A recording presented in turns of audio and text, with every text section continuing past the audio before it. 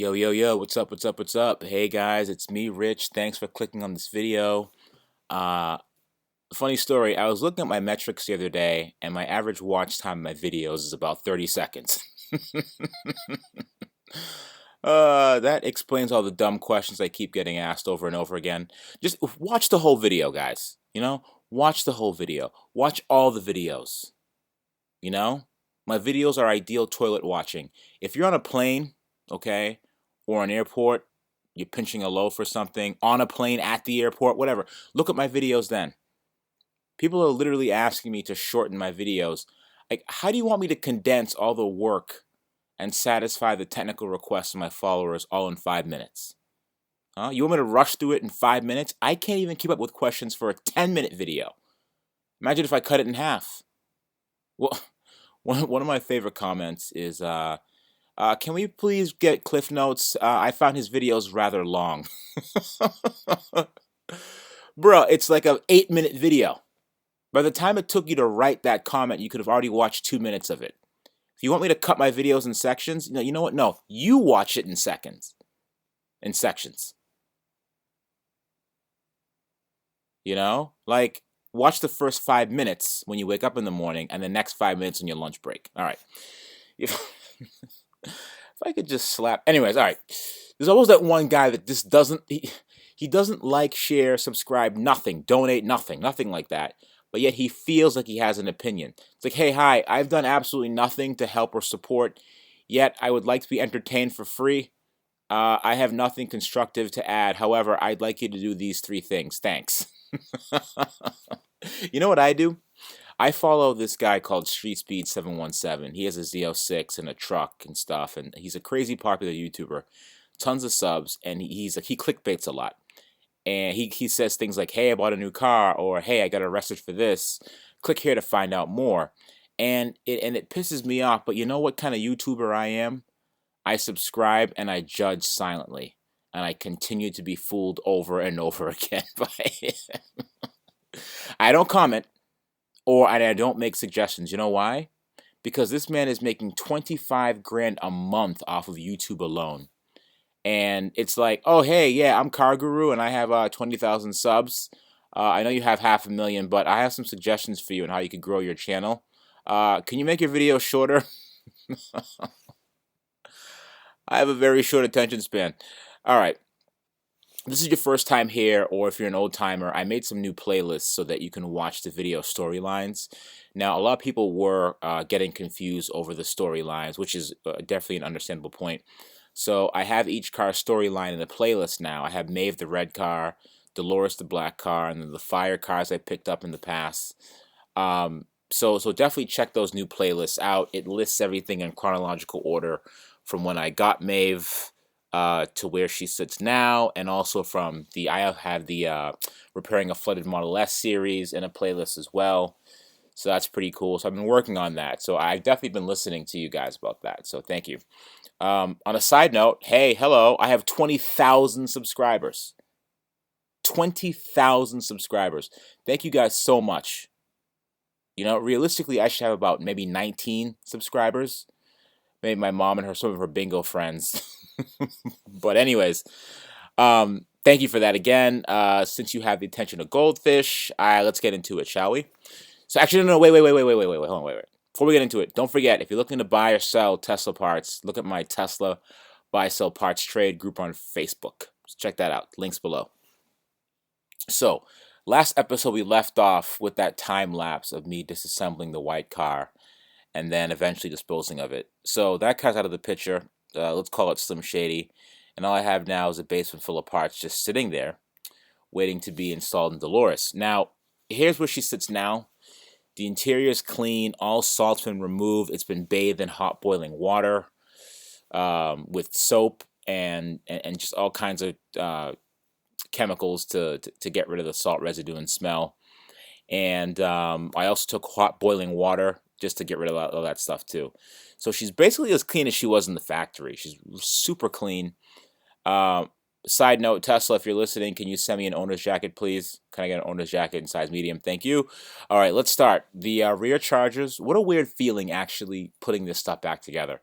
Now, reassembling a car has been put together by a team of like 20 people and robots, all by myself in the garage is a really weird feeling. It's kind of nuts that I was able even to get this car stripped down to its shell. The rear chargers took about 30 minutes to install. Uh, there's a lot involved in moving them around because they're so heavy. And connecting the coolant lines, making sure the coolant doesn't spill, making sure the hose clamps are tight with all the connectors, etc. So it wasn't terrible, but it still took about 30 minutes to do.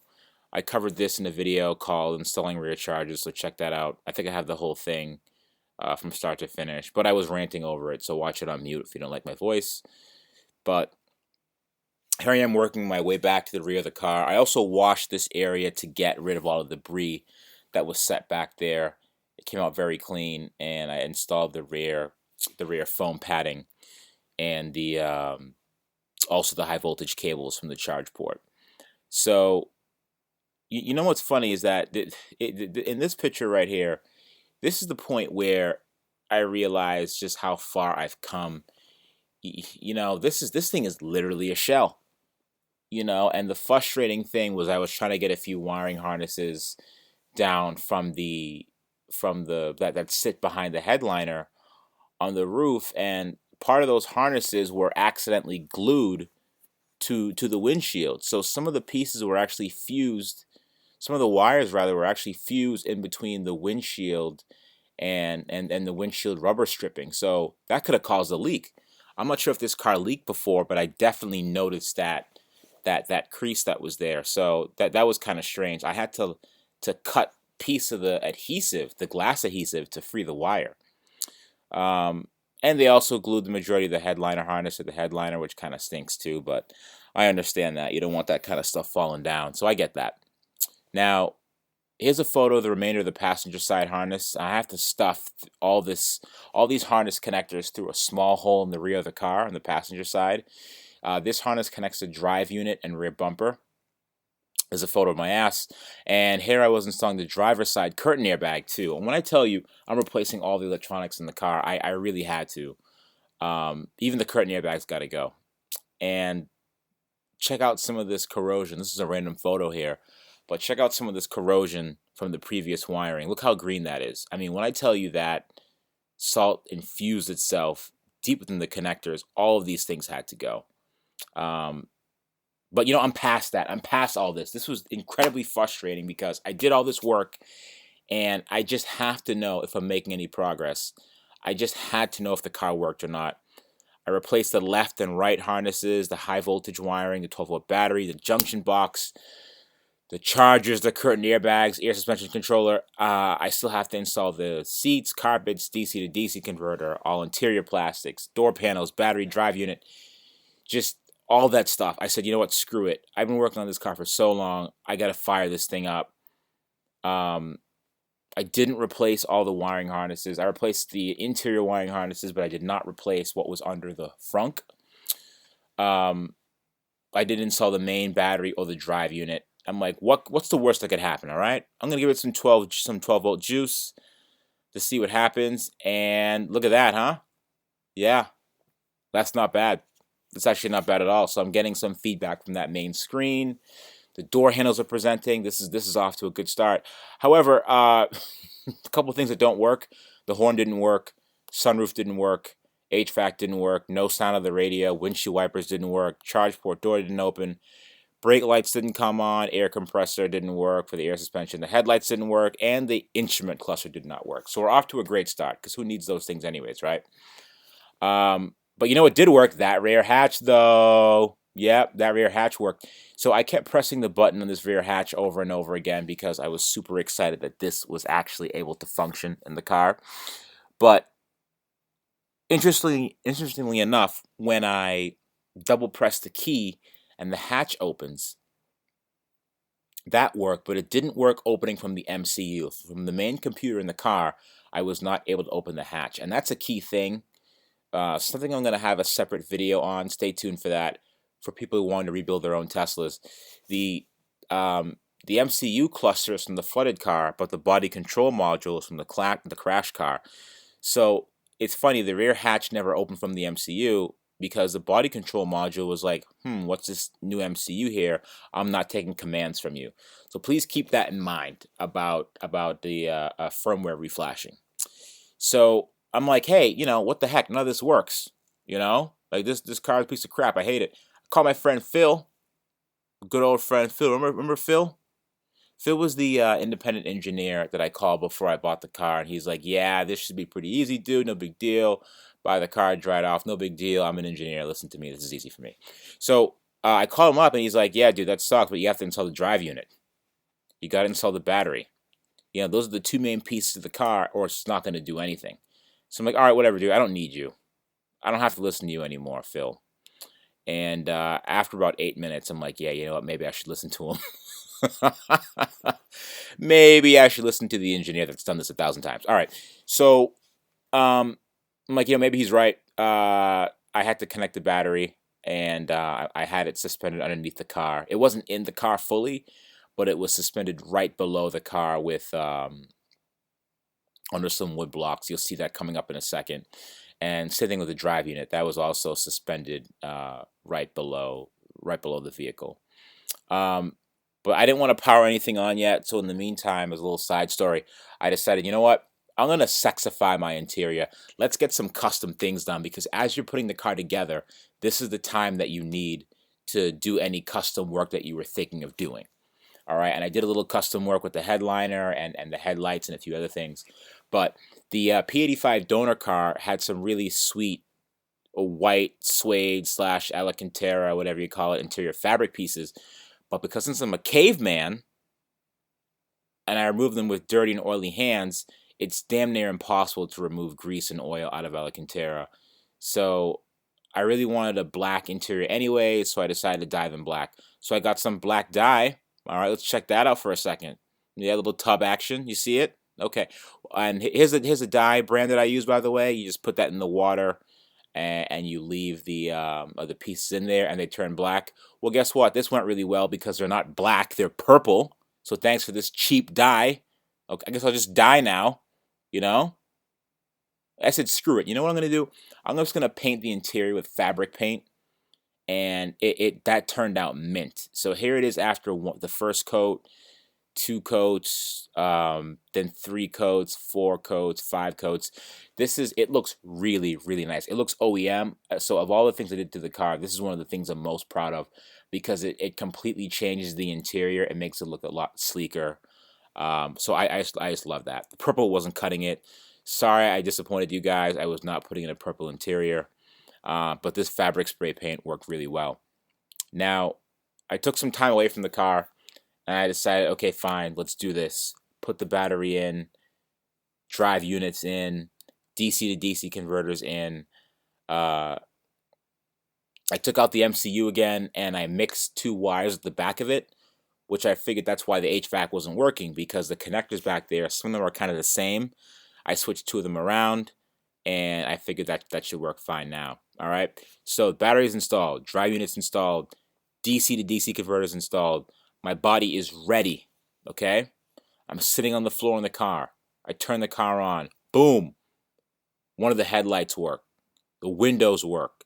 The coolant pumps are cycling. The sunroof works. The horn works. The brake lights work. The window controls work. The HVAC is now blowing air. Okay?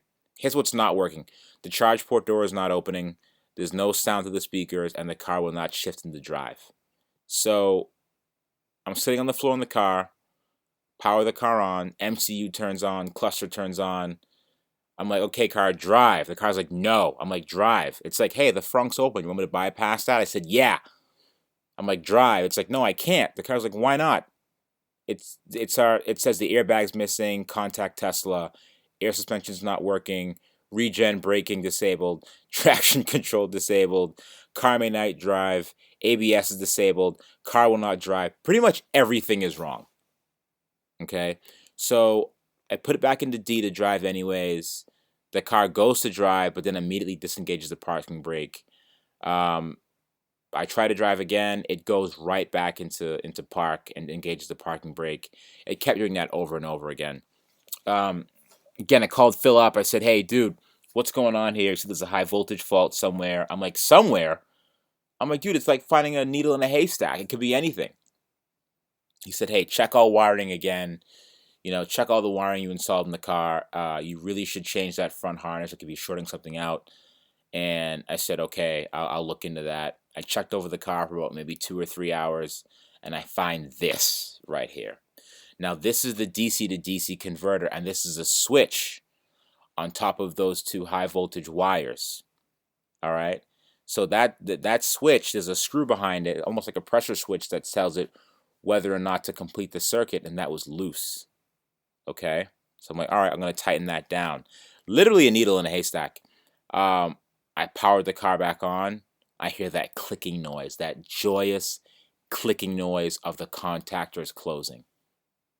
Okay. The contactors closed. I put the car in drive. The car said air suspension's not working. Regen braking disabled, traction control disabled, may not drive, ABS disabled, car may not charge, all that good stuff. I said, you know what? Drive anyways. I put it in drive again. The parking brake disabled. The car said parking brakes disabled. The car may be free rolling. And the car started driving. You know, I was able to get the rear wheels to turn. And this is probably some of the best, probably the best 42 seconds I've recorded to date. I couldn't believe this was actually done. I'm omitting a lot of technical information here, trying to keep this video at a decent time, but Phil and I are going to have a discussion when he comes onto my show. I think Phil's avoiding me like the plague because he now realized that I'm crazy and he's slowly distancing himself from me, from even knowing me. So we're going to chat soon about that. But yeah, the car's running. I want to keep this video under 20 minutes, but this is the latest part 6 to this whole saga. And don't forget to like, share, and subscribe.